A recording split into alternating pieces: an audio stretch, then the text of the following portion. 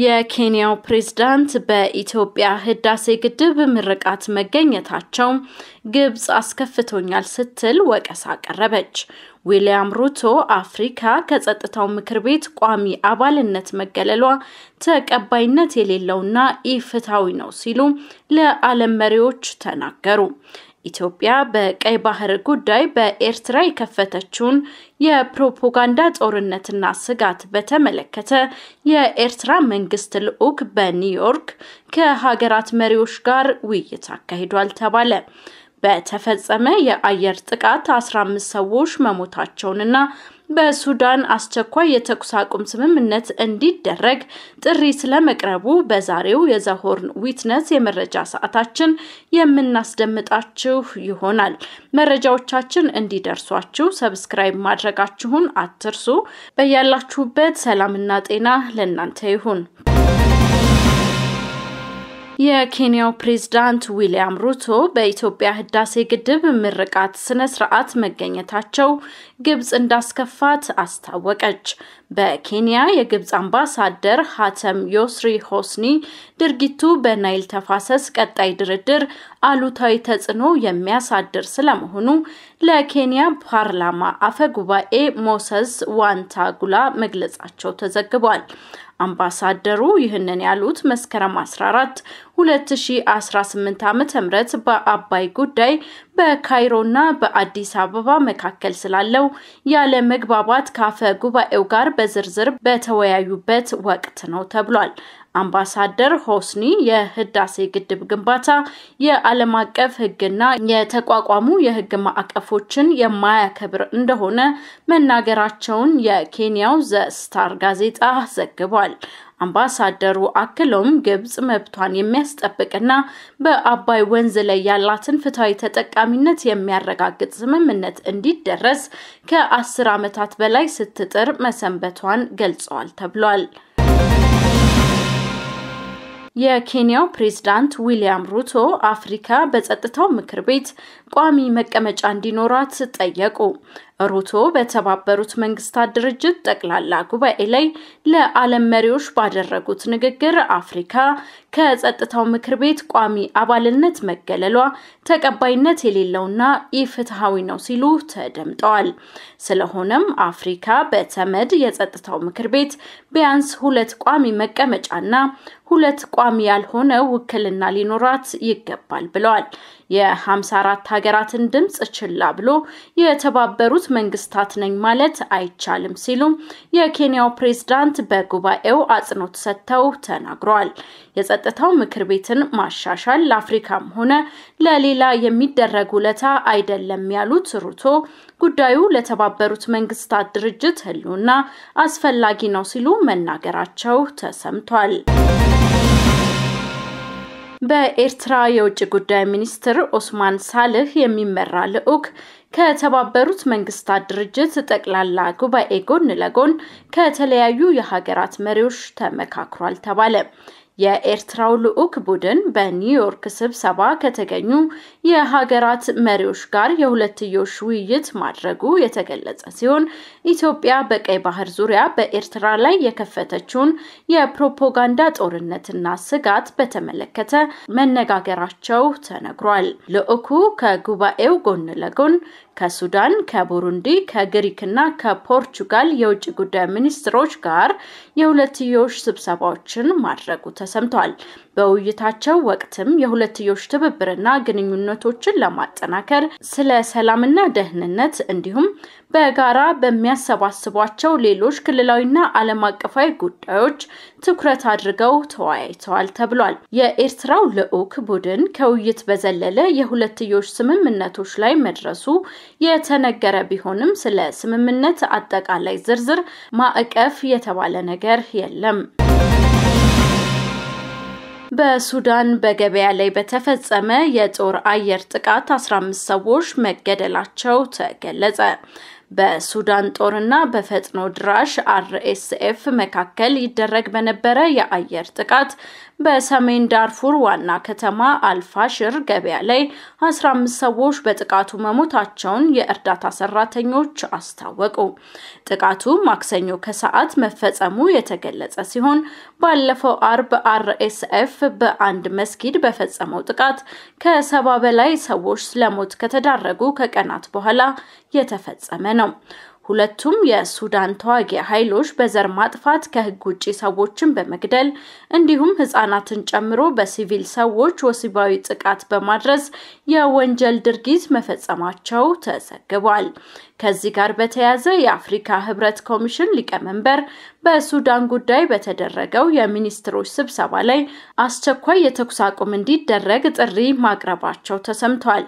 በኒውዮርክ በተካሄደው የተባበሩት መንግስታት ጠቅላላ ጉባኤ አፍሪካ ህብረትና አውሮፓ ህብረት በጋራ ባዘጋጁት የሚኒስትሮች ስብሰባ በሱዳን ጉዳይ ውይይት ተካሂዷል።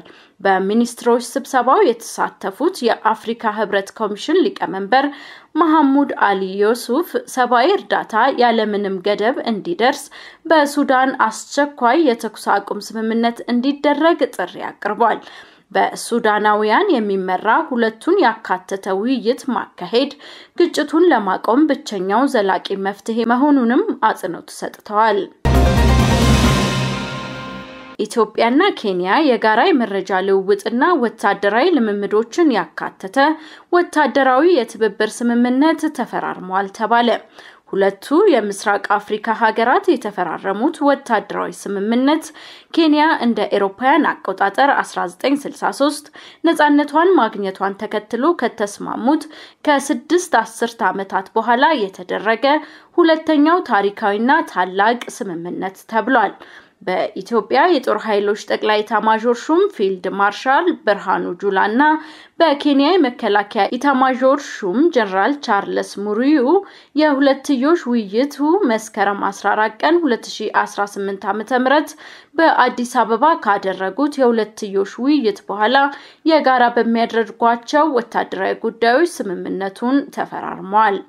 በወታደራዊ መረጃ ልውውጥ በጋራ ወታደራዊ ልምምድ በወታደራዊ ኢንዱስትሪ ስልጠና ሽብርተኝነትን በመዋጋት በድንበር ደህንነትና በሌሎችም ተያያዥነት ባላቸው ወታደራዊ ጉዳዮች ዙሪያ ኢትዮጵያና ኬንያ በጋራ ለመስራት መፈራረማቸው ተጠቅሷል። ስምምነቱ ከሁለቱ ሀገራት ባሻገር በቀጠናው ሰላምና ደህንነት በጎ ተጽዕኖ የሚያሳድሩ ስራዎች በጋራ ለመስራት ያለመ ነው ተብሏል።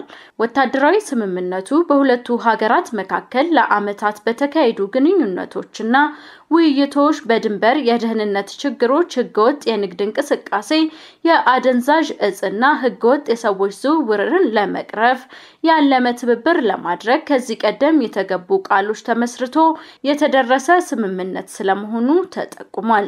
ባለፈው ዓመት የኬንያ ብሔራዊ ፖሊስ አገልግሎት ከጥር 26 2017 ዓ.ም ጀምሮ በማርሳቢት እና አሲዮሎ ግዛቶች ተሸሽጓል ብሎ ክስ ላቀረበበት የኦሮሞ ነጻነት ሰራዊት ከአካባቢው ለቆ እንዲወጣ ለማስቻል ኦፕሬሽን ጃንጊሊ ለማካሄድ አቅዶ እንደነበር ይታወሳል።